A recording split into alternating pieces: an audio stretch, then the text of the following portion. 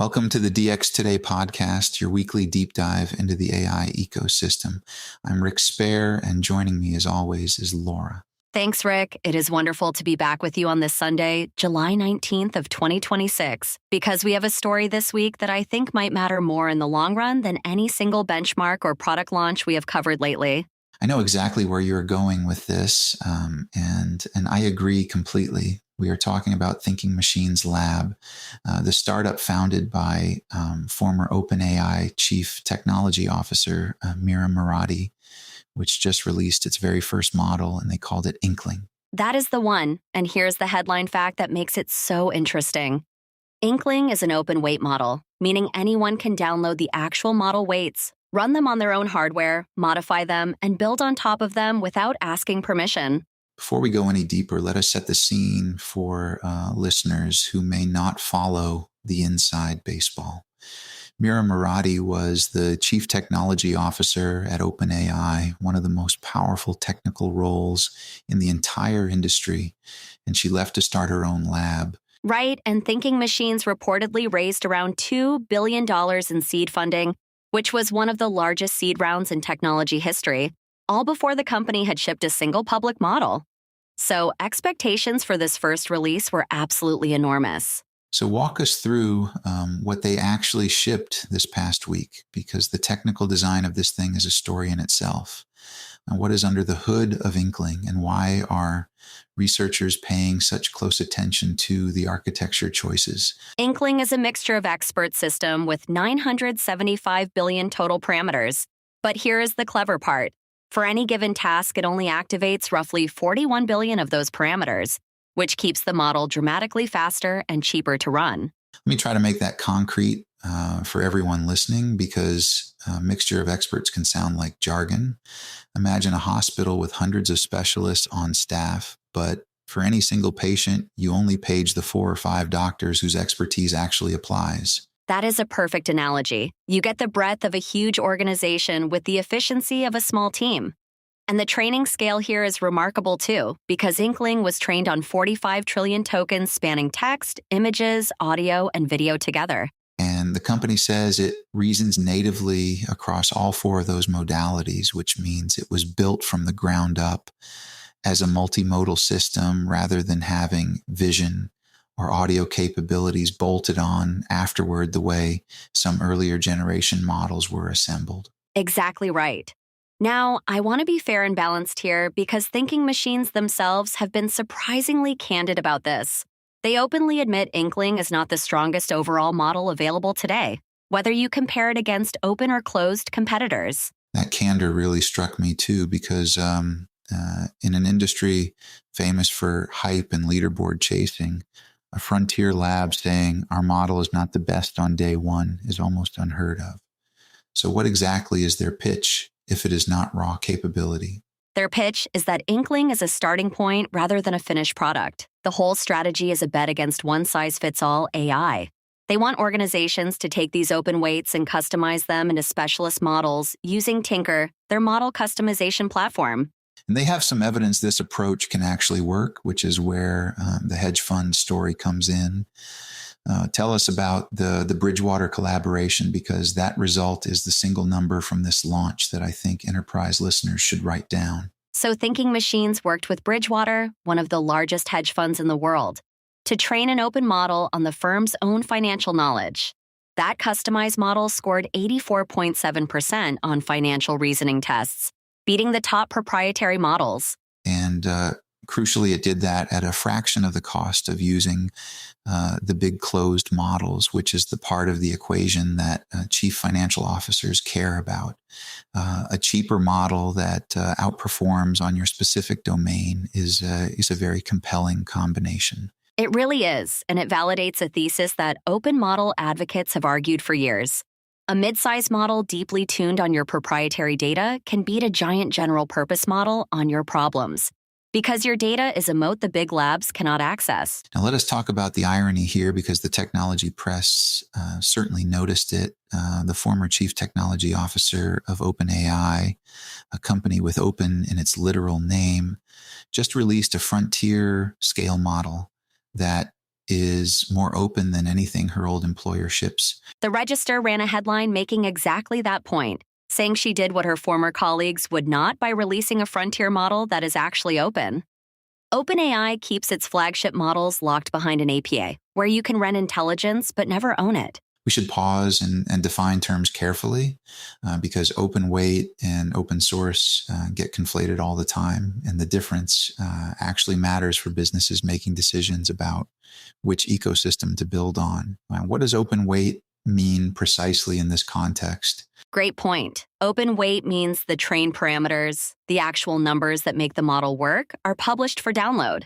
It does not necessarily mean the training data, the training code, or the full recipe are public, which is what strict open source would require. So you can run it, fine-tune it, inspect its behavior, and deploy it on your own infrastructure, but you could not necessarily rebuild it from scratch. That is still a massive step beyond what OpenAI, Anthropic, or Google offer with their flagship systems today. Correct, and owning your deployment matters for reasons that go beyond cost. Think about data sovereignty, where a bank or a hospital cannot ship sensitive records to an external API. An open weight model runs entirely inside your own walls under your own controls. Let us zoom out to the competitive landscape because Inkling did not land in a vacuum. My understanding is that the analysts looking at the benchmark picture concluded it leads the American labs among open models, but still trails the best Chinese open models. That is the uncomfortable headline for Silicon Valley. Chinese labs have dominated open weight leaderboards for a while now, and just days ago, Moonshot AI released Kimi K3, which shot straight to the top of the coding arena within hours of launching. So in a strange twist, the open ecosystem that American companies pioneered has been increasingly ceded to Chinese labs. And Inkling represents one of the first serious American attempts in a long time to compete at the frontier of open weights. And that has real geopolitical stakes, Rick. Whoever's open models become the default foundation gets enormous soft power because thousands of companies, universities, and even governments build their AI stacks on top of those weights and inherit their capabilities and their limitations. I want to play devil's advocate for a moment on the safety question because it deserves airtime. Critics argue that releasing frontier scale weights is irreversible and that once a model is out there, you cannot patch it or revoke access if people misuse it. That is the strongest argument on the close side, and I will not dismiss it. But the counterargument has gotten stronger too. Open weights let independent researchers actually study these systems, audit their behavior, find their flaws, and publish honest evaluations without corporate permission. There's also the concentration of power argument, which I find genuinely compelling. If the most capable intelligence tools on Earth are controlled by 3 or 4 corporations, that is a different kind of societal risk than misuse by individuals, and arguably a bigger one. And remember the practical reality we discussed. The strongest open models right now are coming out of China, regardless of what American labs choose to do. So keeping American models closed does not actually keep frontier capabilities out of anyone's hands anymore. That is a really important point about the strategic logic. Now let us get to the question every business observer asks about this strategy. If thinking machines gives the model away for free, how on earth do they justify a multi-billion-dollar valuation? The business model is essentially the Red Hat playbook applied to AI. The weights are free, but Tinker, the customization platform, the enterprise tooling, the support, and the deployment services are the products. You monetize everything around the model rather than the model itself. It also creates a powerful funnel when you think about it. Every developer who downloads Inkling for a weekend project becomes a potential Tinker customer when their company wants a production-grade specialist model with real support contracts and service guarantees behind it. Exactly. And the Bridgewater case is the proof of concept they will show every prospective customer. Come to us with your proprietary data, and we will help you build a model that beats the giants on your specific problems for less money. Let me push back once more, though, because I think listeners deserve the skeptical case. The closed frontier labs are not standing still, and their newest systems keep raising the ceiling.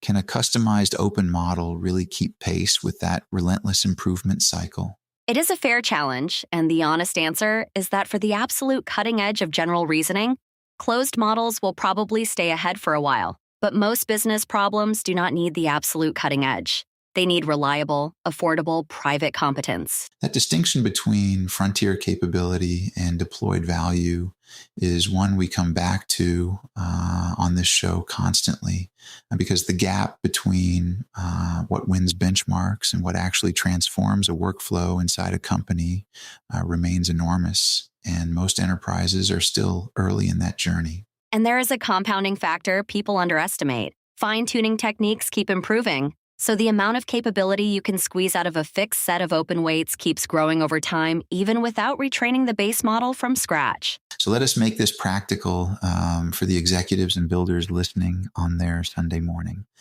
If you are running a technology organization right now, what should the release of Inkling actually change about your AI strategy heading into the second half of the year? First, if you have proprietary data that gives you an edge, you should be piloting a customized open model. Full stop. The Bridgewater result shows domain tuning can beat renting a giant model, and your data advantage compounds while API access never does.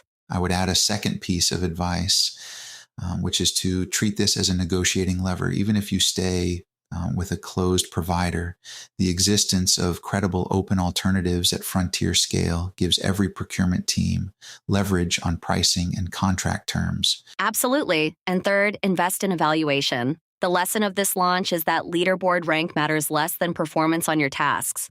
Companies that can rigorously measure model quality on their own workflows will make dramatically better decisions than companies chasing headlines. Great guidance all around. Now, before we wrap, let us do our What to Watch segment, because this story is going to keep developing through the summer. What are the signals you will be tracking over the next few months on this front, Laura? Number 1, adoption numbers. Watch the download and fine-tune activity around Inkling compared with the Chinese open models, because developer mindshare is the whole ballgame here. If builders standardize on Inkling, the strategy works. If they stay on Kimi and Friends, it stalls. I will be watching how the closed labs respond, because they are under pressure from multiple directions right now. And if enterprise customers start defecting to customized open models, we could finally see the big players release more capable open weights of their own. I will also watch the regulatory conversation, because governments are actively debating how to treat open weight releases. And a high-profile American lab betting its future on openness changes the politics of that debate in ways the policy community is only beginning to absorb. And of course, we will be watching what Thinking Machines ships next, because a first release is a statement of intent. But the second and third releases will tell us whether they can actually close the capability gap while staying true to the open approach. My bottom line for today is this: Inkling matters less as a model and more as a strategy. A $2 billion bet that the future of AI is customized, owned, and open rather than rented from a handful of giants. That is a big deal. Beautifully said, and it captures why we wanted to spend the whole episode here.